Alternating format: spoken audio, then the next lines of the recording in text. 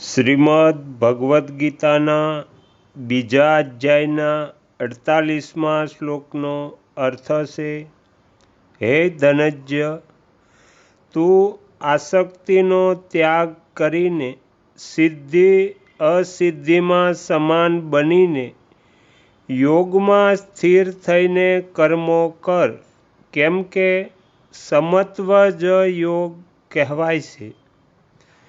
કોઈ પણ કર્મમાં, કોઈ પણ કર્મના ફળમાં, કોઈ પણ સ્થળ, કાળ, ઘટના, પરિસ્થિતિ, અંતઃકરણ, બહિકરણ વગેરે પ્રાકૃત વસ્તુમાં તારી આસક્તિ ના થાય તો જ તું નિર્લિપ્તતાપૂર્વક કર્મ કરી શકે છે.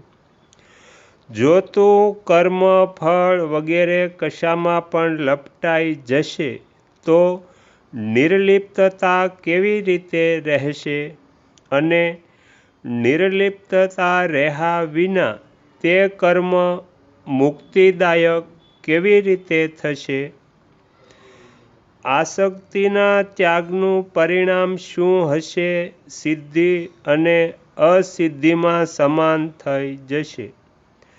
કર્મનું પૂરું થવું અથવા ન થવું, સાંસારિક દ્રષ્ટિએ એનું ફળ અનુકૂળ થવું અથવા પ્રતિકૂળ થવું, તે કર્મ કરવાથી આદર, નિરાદર કે પ્રશંસા, નિંદા થવી, અંતઃકરણની શુદ્ધિ થવી અથવા ના થવી વગેરે વગેરે જે સિદ્ધિ અને અસિદ્ધિ છે તેમાં સમાન રહેવું જોઈએ.